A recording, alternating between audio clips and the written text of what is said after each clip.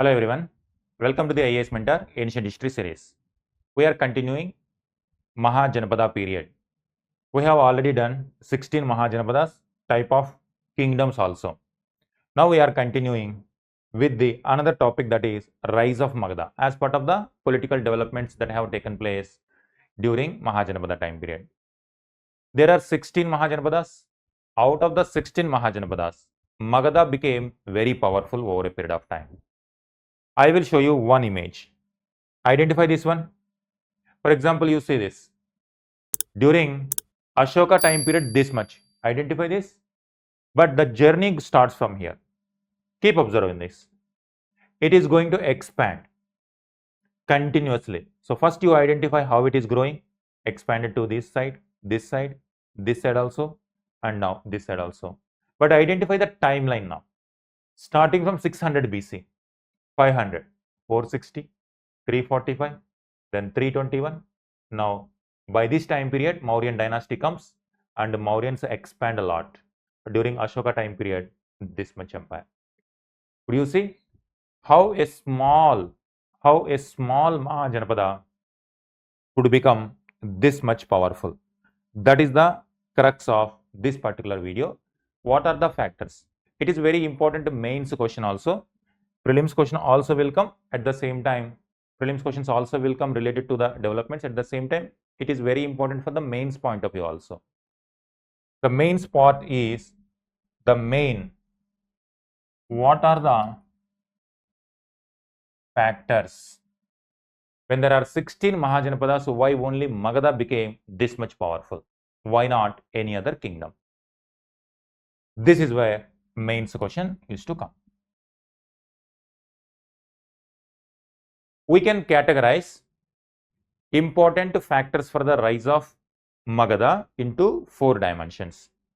Let me draw this one. One by one we will discuss. If we go like this, first one, the geographic location. That's why geographical factors. As it is, you can write in the examination. Geographical factors. Second one, economic factors.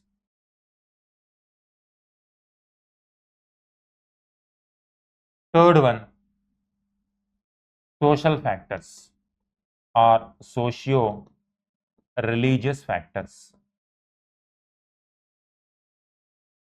Is it okay? So this is where. Third one. Now fourth one, powerful dynasties.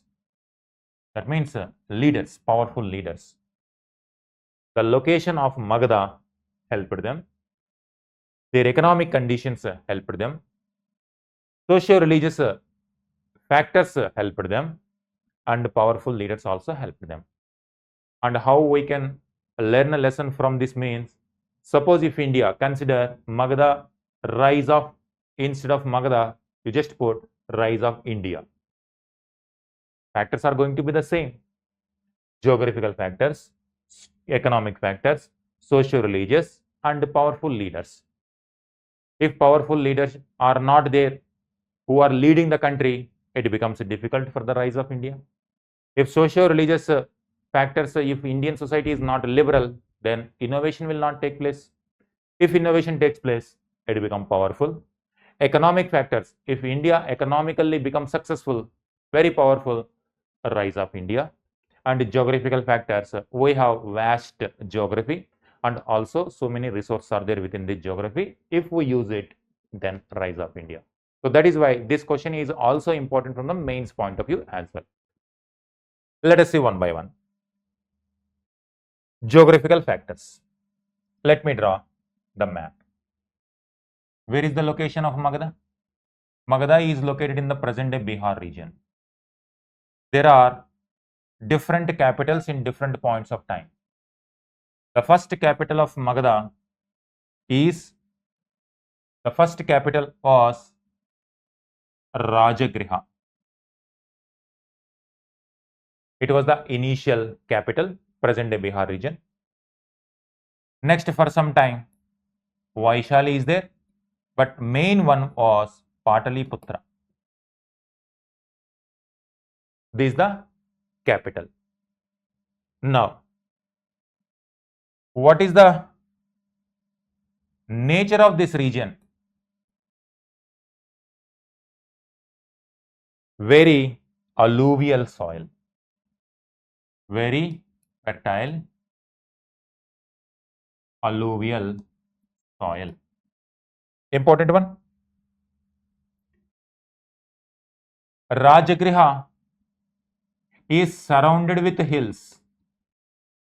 Patliputra surrounded with rivers. Natural protection. Fertile soil. It also contains lot of forest areas in this region. So this region is also known as this Gangetic Valley. This entire region is Gangetic Valley, but this is known as Middle Gangetic Valley. Middle Gangetic Valley. Next one. Here there is a plateau called Chota Nagpur Plateau. Chota Nagpur Plateau. This plateau is important for providing iron mineral. Iron mineral.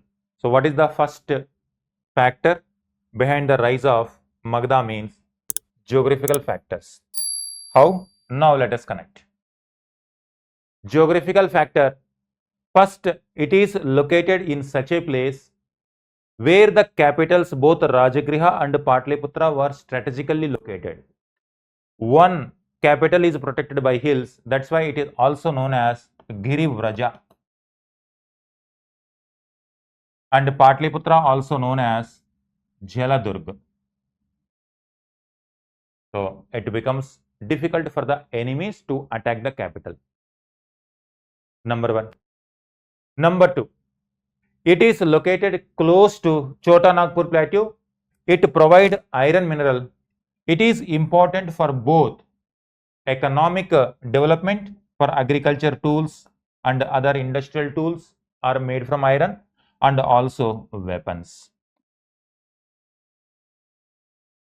Another factor came. Next one, it is located in the middle Gangetic Valley. Fertile alluvial soil is there. Naturally, it is important for agriculture. And this agriculture productivity, increase in this agriculture productivity helped the state to collect more taxes and more stronger state. This point you can use both in geographical factor also, at the same time in economic angle also. That's one. Could you identify this? Capitals, Chota Nagpur Plateau, Middle Gangetic Valley. Next, when it comes to forest, these are the very important forests where they could get timber. Timber is again useful for economic production. At the same time, they were also having access to elephants. Elephants were very important component of the army, military in those times. Other people were using horses and chariots, but whoever possessing elephants, they had an edge in those times. That's why these forest areas were having provided timber and elephants. Could you see how geographical factors helped them? That's why they used all these resources and gradually they expanded in all the directions. They expanded in all the directions. That is how a small kingdom in eastern part of India could become pan-India empire after some time. Next one. When it comes to economic factors, second one, connected to this only. When it comes to economic factors, it is located in the highways. To see this, here there is an important port and it connected like this. This is known as Uttarapada. This is known as Uttarapada. And it is also connected to southern part. This is known as Dakshinapada. Uttarapada and Dakshinapada. Now, this is an important place of junction. It also connect in this way also. But this Uttarapada is connecting from the northwest Gandhara region to Tamralipti. There is an important port called Tamralipti. As a result, intense economic activities were going on by this time period. Trade, both goods, merchants were moving across the lane, custom duties were paying to the Magadha region, and also money economy also came during this time period. That coins for the first time in history came, they are known as punch marked coins. Because of punch marked coins, it became easy for the people to interact and exchange the goods from one region to the other region. These are silver coins, and these silver coins were used in different symbols. They were punched. These symbols were punched like a tree symbol, crescent symbol, hill symbol. In that way, they were punched, and they were used for the exchange mechanism. It is located on the highways. Now, Rajagriha and Patliputra are on these highways. Particularly after Patliputra became the capital, it connected foothills this side also, Chota Nagpur this side also, northwestern to this side also. Due to punch marked coins, more economic activities increased. Now, more economic activities means more taxes for the state. Already we have written agriculture also. So, surplus productivity, agriculture productivity, it increased taxes. So, agriculture also good. Artisan activities are also good. Trading activities also good. Punch marked coins, monetary economy also started. Because of this, no doubt some other areas also got the benefit of this, but it had geographical advantage. That's why one factor contribute and strengthen complement the other factor. Third one, socio-religious factor. In comparison with this region, in comparison with other Mahajanpadas, there were how many? 16 Mahajanpadas are there.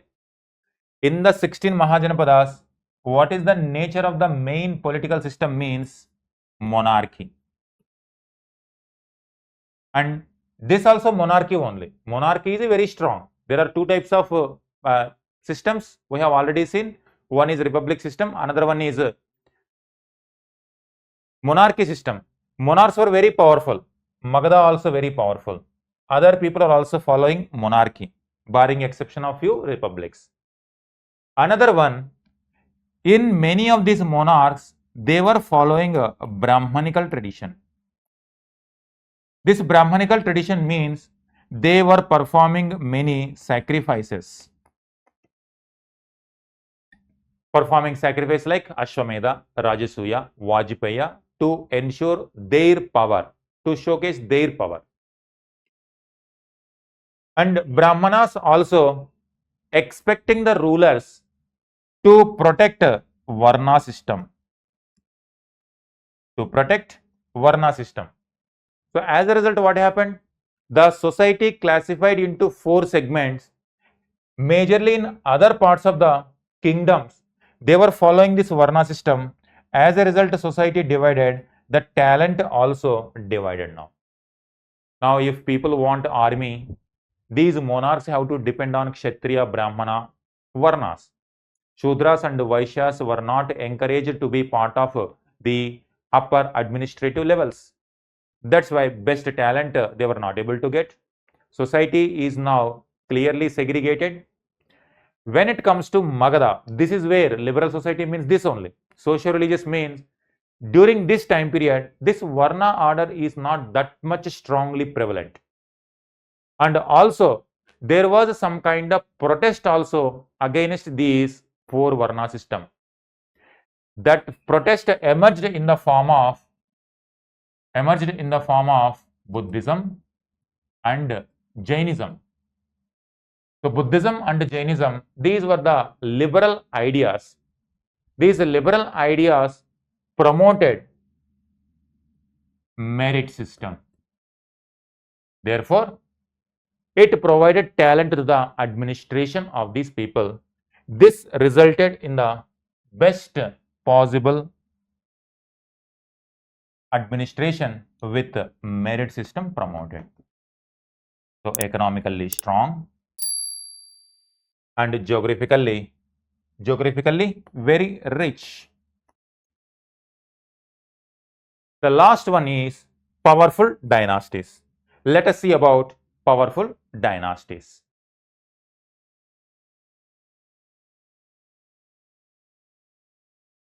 Now let us see the most important factor, that is powerful dynasties, the role of powerful dynasties. Let me draw this. Is it clear so far? It's a very important mains question also, because the same kind of pattern we can apply for the present day, modern day India also, to make India very powerful. Next, the fourth one, very important.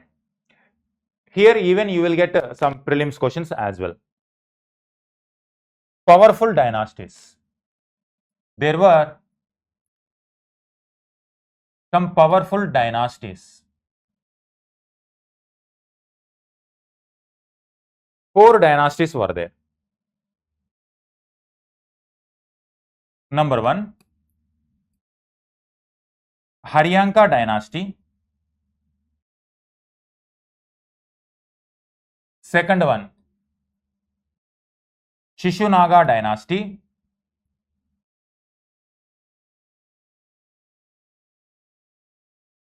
Third one, Nanda dynasty. And fourth one, very powerful one, Mauryan dynasty.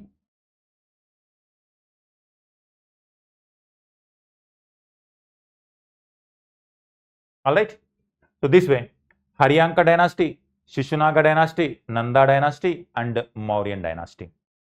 Who are the important rulers here?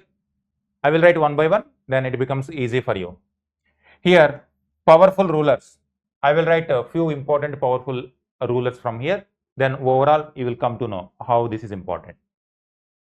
From Haryanka dynasty, Bimbisara. Next, his son, Ajatashatru. Third one, Udayan. These are the 3 important leaders from this dynasty. They laid very strong foundation for Mauryan, Magadhan empire. Shishunaga dynasty, Shishunaga. Second one, Kala Ashoka. 2 powerful rulers from this dynasty. Nanda, Mahapadmananda, powerful leader. Next one, Dhanananda, one leader, but Dhanananda was very unpopular. He was overthrown by Chandragupta Maurya. Next, his power expanded by Bimbisara, and the most powerful one, Ashoka the Great. To identify this, different dynasties contributed for the sake of Magadha empire. Strong leaders means this only. Haryanka dynasty, Bimbisara, Ajatashatru, Udayan. Shishunaga and Kala Ashoka. In Nanda dynasty, Mahapadmananda and Dhanananda. And Mauryan dynasty, Chandragupta Maurya, Bimbisara, Ashoka. When it comes to Mauryan dynasty, we have a separate chapter to deal with it. This is the most powerful dynasty in ancient time period before Guptas, and they made entire pan-India. They brought entire pan-India under most of the Indian subcontinent under their administration. But the beginning point goes to this Haryanka dynasty. Here some prelims points will come, like from Bimbisara time period, Ajatashatru time period, Udayan time period, and so on. First one, Bimbisara.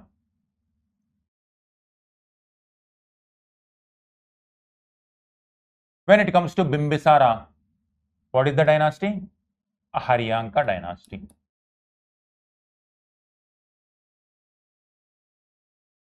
We need to have a clear picture about his administration. He followed 3 steps. And throughout our history, these 3 steps are going to be very, very common in the expansion of a kingdom. What is his kingdom? What is the capital? Rajagriha. When he came to power around 540s, here there was a kingdom called Anga. Anga Mahajanpada. He conquered it. Why he conquered? This region is having access to naval route to southern point also, and at the same time Southeast Asia. The moment he captured it, now this trading network came under his control. Now gradually those resources also came under Bimbisara. This is one. Next one, Kosala, another Mahajanpada. He had a matrimonial relationship with Kosala, and as part of this matrimonial relationship, he got Kashi as a dowry. In that way, he increased his power to Kashi and this side Anga. Next, he influenced neighboring Vajji kingdom also by having matrimonial relationship with Lichavis. Lichavis, it is one of the component of Vajji confederacy. A small kingdom was there, Lichavis. Through matrimonial relationship, he had his influence here also indirectly in Vajji confederacy also. Vajji is a republic, and this republic is containing 8 clans. One clan is Lichavis. He had a matrimonial relationship with Lichavis, and through that he was able to influence 8 clans because Lichavis were very powerful. Next, here there was a kingdom called Madra. From Madra clan also he had matrimonial relationship. So what is happening here? One is outright conquest. His policy, outright conquest, military conquest. This is one way of expanding Magadha influence. Second one, through matrimonial alliances. Matrimonial alliances. He expanded the influence of Magadha to Kashi, Vajji, and as far as Punjab, this Punjab region. Next one more policy he identified, and it is even today's in foreign policy also we are doing this way. Of all the 16 Mahajanpadas, one kingdom which was having competition, greater competition with Magadha is Avanti. Here, Avanti Mahajanpada. What is the capital? Ujjain. Another capital is Mahishmati. Avanti is also having the access to iron ore. That's why they were very powerful, competitors to Magadha.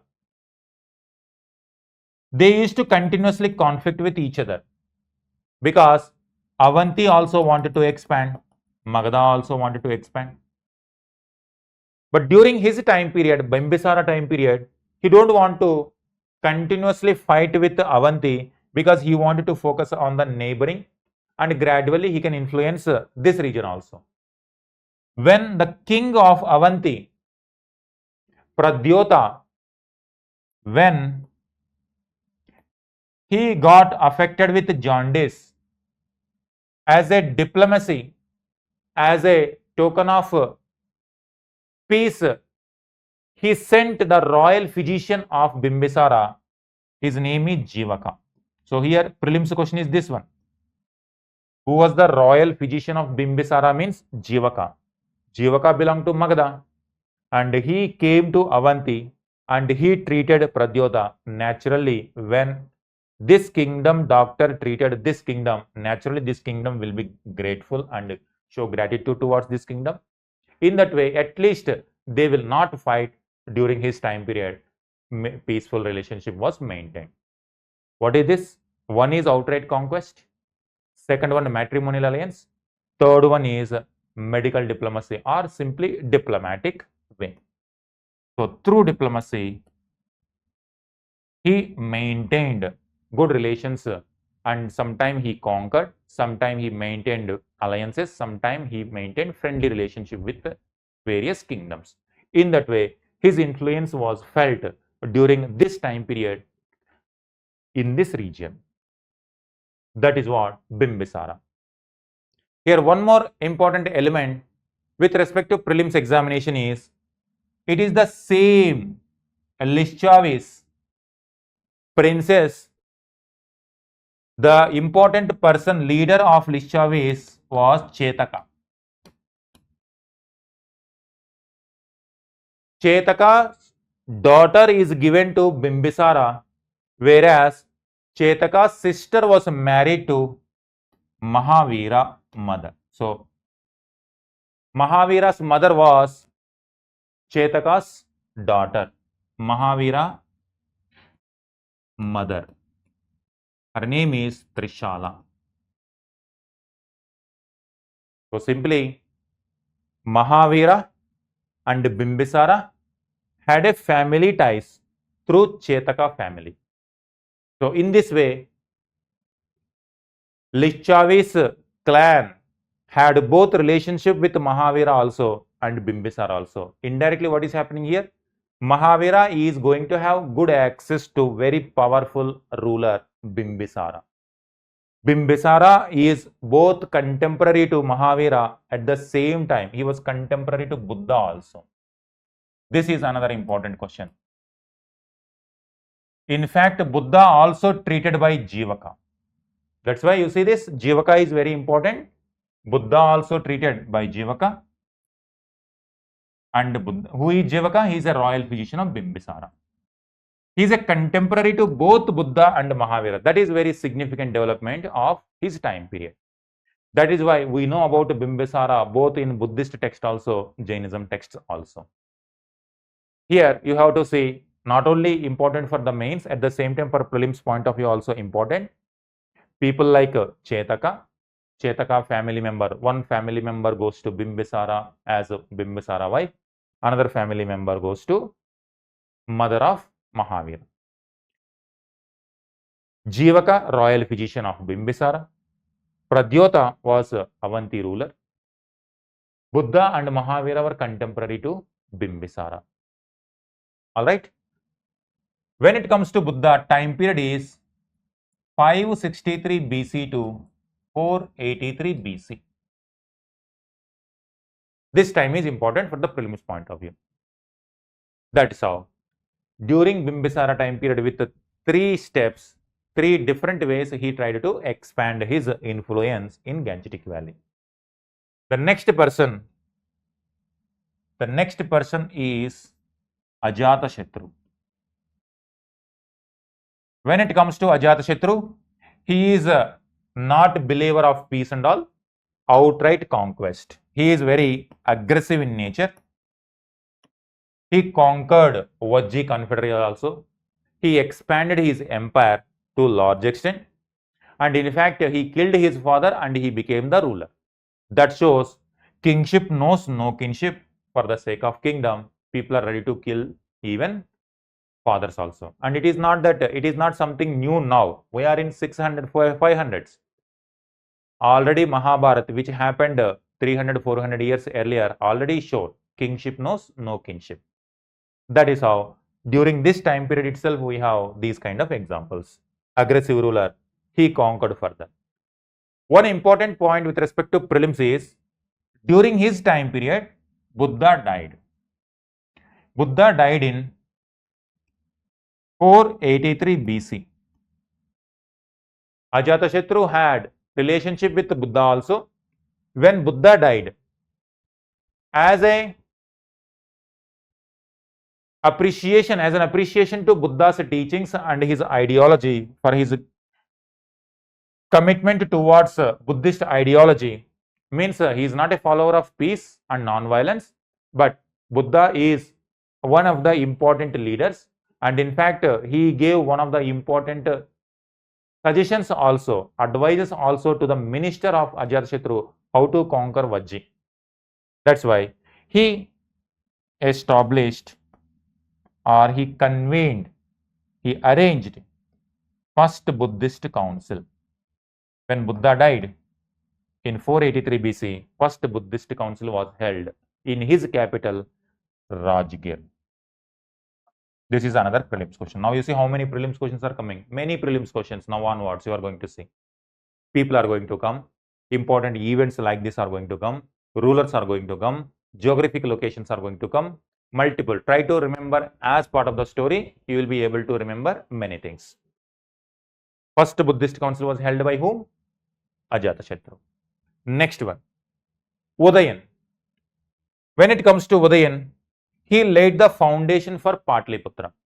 That is what important. Now, if you see this, Bimbisara, both contemporary to Mahavira and Buddha. Ajatashatru held first Buddhist council. Udayan, Patliputra foundation was laid.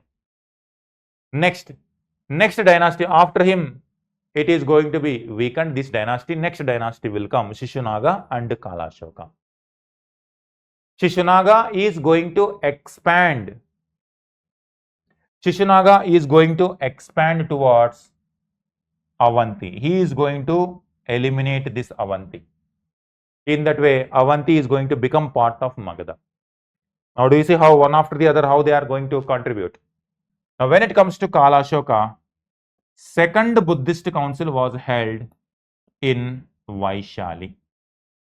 Because Shishunaga and Kalashoka, temporarily they moved their capital to Vaishali. Once again, it is going to come back to Patliputra. But during this time period, they were having Vaishali as their capital. Second Buddhist council was held. Now, what is the first Buddhist council? This one. That is where prelims questions are important. Ajatashatru, first Buddhist. Kalashoka, second Buddhist council. And third Buddhist council, Ashoka. Third Buddhist council, by that time, Patliputra is the capital. So now you see, three capitals Magadha was having, Rajgir, Vaishali, Patliputra, three different Buddhist councils. So second Buddhist council was held by Kalashoka. Next, after him declined, Nanda dynasty came. Mahapadmananda was a very powerful one. Puranas considered him as non-kshatriya. Probably from Shudra community, he emerged as the ruler. Puranas highlight this point. He conquered Kalinga region. In this way, now what is happening? Now this power is moving towards Kalinga also. This region is known as Kalinga. Now you see how geographical locations are coming. All these terms are going to come in the prelims examination. Kalinga means Orissa. Avanti means Madhya Pradesh. Gandhara means northwestern part. Kamboja means northwestern part. Anga means Bengal region. You have to remember all these areas. Mahapadmananda conquered Kalinga region also. By this time, Kalinga was under influence of Jainism. People started worshipping Jainism also in the form of images. Those images were called Jina. Jina images, Jina victory. In his campaign, he even captured one of the prestigious Jina idol and he brought to Magadha. That is how, when it comes to Mahapadmananda, it shows his power and he conquered Kalinga region also. He was a non-kshatriya and he was the first ruler who took the title Ekarath, that means first emperor of India. He also constructed some canals also. Through canal irrigation, the people of Mahapadmananda benefited. After him, Dhanananda came. He was very arrogant person. He was not very popular, oppressive ruler, collecting more taxes. As a result, with the help of Chanakya, Chandragupta Maurya is going to overthrow Dhanananda and established Mauryan dynasty. Mauryan dynasty expanded the power of Mauryan empire even further. During this time period, Alexander the Great, he is going to reach the northwestern part. Alexander the Great reached northwestern part of India during this time period, around 326 BC.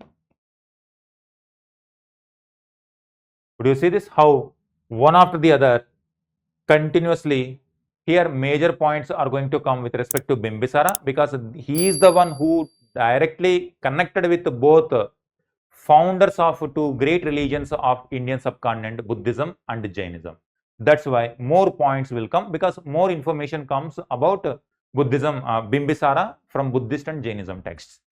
And thereafter, Ajatashatru first Buddhist council, Udayan Patliputra, Shishunaga Avanti kingdom expanded, Kalashoka second Buddhist council in Vaishali, Mahabadmananda non-Kshatriya, first emperor, expanded to Kalinga. He brought Jina trophy also, Jina idol as a victory trophy to Magadha also. Next, Dhanananda, Alexander reached northwestern part of India during this time period. By this time period, elephants were so many in the army of Magadha dynasty. That's why even Alexander military soldiers also were afraid of elephants. That shows how powerful elephants were. Next, when he was very unpopular, with the help of Chanakya, Chandragupta Maurya overthrew Dhanananda and established Mauryan dynasty. And they expanded further. By Ashoka time period, almost entire Indian subcontinent came under one rule, that is Mauryan Empire. In this way, what is this? These are all the dynasties ruling Magadha. So here, Mauryan is a dynasty name. Magadha is the kingdom name. So these are powerful dynasties of Magadha, Mahajanpada. So kingdom name is Magadha and these are the dynasty names. With this, one after the other, these powerful dynasties are going to contribute for the rise of Magadha. Is it clear? So this is why this is very important question. Prelims questions are also there. Mains questions are also. Mains questions will come like this. Prelims questions already so many facts I have given. 4 different factors played important role in the rise of Magadha. I will give you one question. You make the answer in the comment box. This is the question. Identify this. Who convened first Buddhist council in 483 BC? Ashoka, Bimbisara, Ajatashatru, Udayan. Do you see the options? Same ruler names you will identify. Answer this in comment box. Second question. The second Buddhist council was held during the reign of Ajatashatru, Bimbisara, Kalashoka, Chandragupta Maurya. Identify all these names we have already written, and these are the questions used to come. So this is way. In this way, you have to understand rise of Magadha. So with this, we have completed this portion. Rise of Magadha completed. Alright, we will continue with the next topic, that is invasions from Khyber Pass. That is Alexander, and before that Parisians also come. We are going to understand this in the coming video. Alright, thank you.